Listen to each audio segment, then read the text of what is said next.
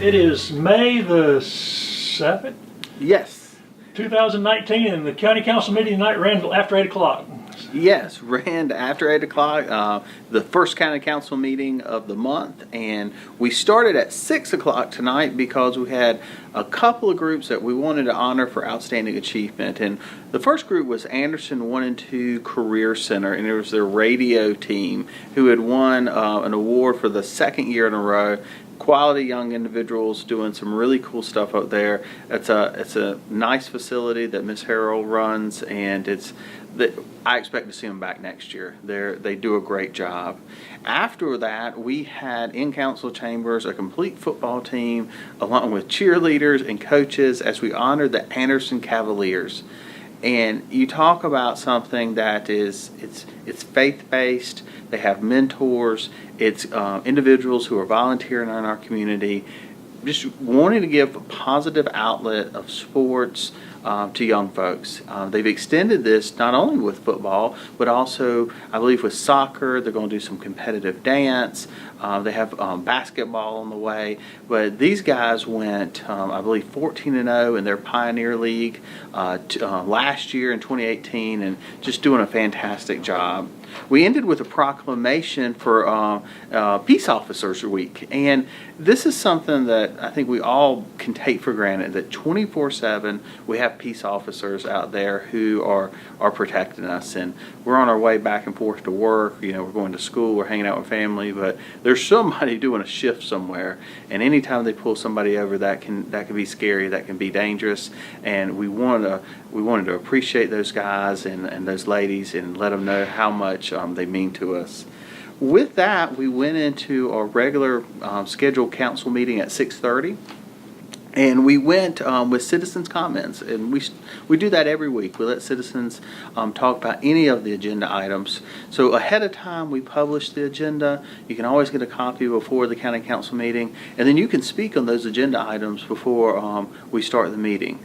From there, we went to a presentation where the Clemson Kennel Club donated $1,000 to a local FFA chapter, Future Farmers of America. And so that was a wonderful thing where an organization locally was giving back. And then we went into our usual second, third, and first reading on different ordinances. And like always, we have to go through 3 readings, and so ordinances move along within those 3 readings over separate meetings. A couple that happened tonight, and it's a good thing, it doesn't happen often, but we do it periodically, is different towns or municipalities need help in certain areas. Maybe it's another van, another truck, or another car to offer service in that area. So many of the time we have vehicles like this that we're going to dispose of on the county level. We're going to go sell them at auction, but we're not going to get very much money for them because they're old and they've been run down. Well, it costs a lot of money to do all that. Yeah, it costs money and time to do that. And so we're always balancing, maintenance and all the scheduled items. And what we found is a lot of our towns, municipalities can use those vehicles. And so they're in the county. They're paying county taxes. They have county representation. So anytime that we can build goodwill, partner with those communities, and help them, we will. And we did that with a series of items for some equipment that could help in Belton for fields, some vehicles in the West Pelzer area. And so that's something we'll continue to do, and I think it's cost effective and it builds goodwill. From there, we did a couple of things with economic development, and it's the procedural matter that we do very often. It's a joint county park with Greenville that allows us by statute to offer incentives. We also approved a location at the old TTI site on 28 Bypass. Through a grant with Duke Energy and a partnership with Tri-County Tech, we're actually going to be able to have a lineman school there. And these are folks who can go to school and quickly learn the trade and the craft to go work for Duke Power and be a lineman. And so that's a positive thing. I think that's a good a good thing to point out where our local college, our county, industry is working together to help folks get gainfully employed. And Duke worked with all the others too, because apparently there's a real shortage of linemen right now to get Yeah. they're ready to go to work immediately almost. And I think it's something like we see, even nationally with like pilots. You have an industry where, you have had people been linemen for a long time and, they're getting to retirement age. And so we need young men and women to step in and be trained to fill those positions. So I think this is going to be a win-win all the way around. From there, Lieutenant Baker, he's with the Sheriff's Department. He does our emergency management. We talked about 2 grant programs, and they're always very proactive and looking for grants to add enhanced services. Typically, a grant will ask for like a 10% match. And the county, if it's a good grant, it's a good service, it's something that we need, it's a win-win all the way around. We donated a smart board to the alternative school. So many times we had items in storage that we know local entities can use, and it just goes back to the sharing of services and working together. From there, we went to a recap of the Planning and Public Works meeting, and that happened a couple of weeks ago on April 18th. And we talked about a good number of things. We talked about zoning standards in residential areas and how that affects commercial equipment. We continued some discussion on zoning advisory groups. When we put those groups together a number of years ago, we needed a more comprehensive structure because zoning was new in certain areas. But over time, as zoning became more normalized in these areas, and there were very fewer occurrences when it needed to be addressed. So we needed to reorganize those groups so that they could respond effectively, but not be overburdened by meetings that didn't need to happen. We also talked about a satellite fueling station in the Powdersville area, which is a positive thing because we have such a growing population out there. We want for them to be represented with the Sheriff's Department and for the Sheriff's guys to be able to refuel out there and keep on patrol. We actually ran the numbers. My first inclination was, well, why can't they go to QT? Well, we ran the numbers, and by having our own fueling station, we could keep them on patrol in the area, and we could actually save money. And so that worked out very well. From there, we went on to a shop committee meeting report, and that's where we have so many cars, trucks, skid steers, tractors. There's so much equipment that goes on in the county. Well, they're getting used every day, and we're getting as much use out of them as possible. And quite honestly, we have a lot of old equipment because we're not very anxious to go purchase new when we can get as much value out of it as we can. But with that comes maintenance and service. And so at the new facility out at TTI on 20 Bypass, we're going to have a parts facility, and we want to run that efficiently, and we want to be able to fix items and take care of it in-house in the right way. From there, we went on to a public safety committee meeting update.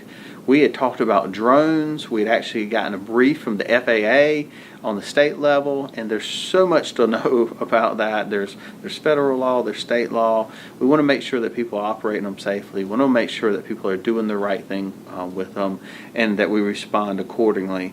We talked about a forensics lab grant and being able to test drugs when they come into the Sheriff's Department so that people are fairly and adequately prosecuted.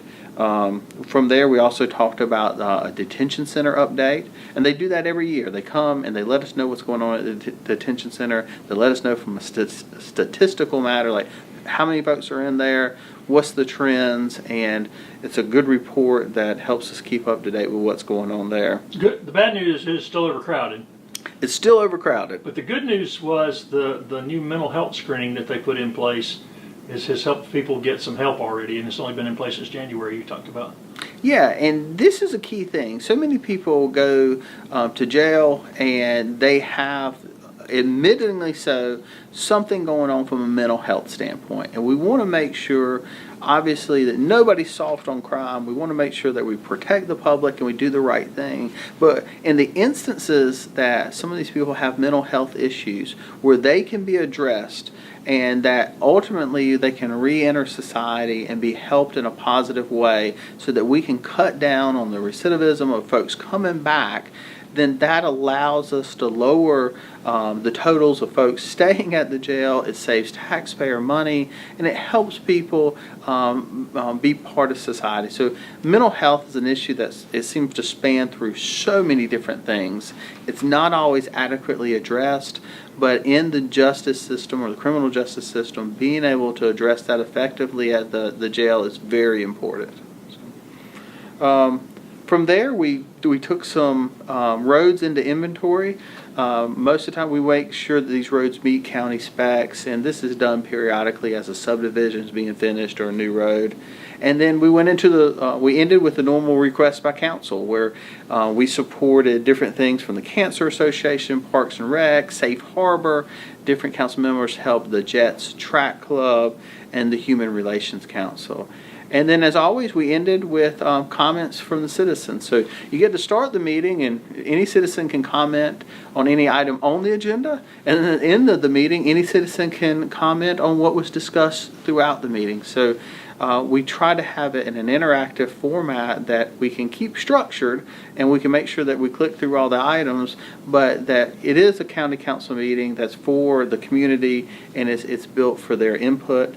So we ended with some comments from council members. People just spoke about a lot of positive things going on in their district. And the big thing now is starting in the morning, we're going to have a separate budget workshop meeting.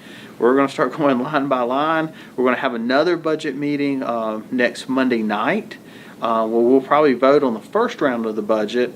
And like I referenced before with the 3 ordinances, we got to vote on the budget 3 times. So it's going to be a busy month to get our budget in place so that we can start our new fiscal year July 1. But the county council members are working together. They're meeting during the day. They're meeting with staff, and they're listening to the public. And I think we'll get through it, and it'll be a positive thing. And it's an important time for people who are interested in what's going on in the county and how the money's being spent to come take part in these meetings. Yes, you can come and say, well, I'm interested in how money's being spent as a whole. I'm interested in how money's being spent, let's say, at the Sheriff's Department or at the Parks and Recs Department or the Solid Waste Department. So if you have a particular issue, please engage. If you want to know more from a broad perspective, please engage. That's what we're here for. That's what we do, and we welcome it at every juncture.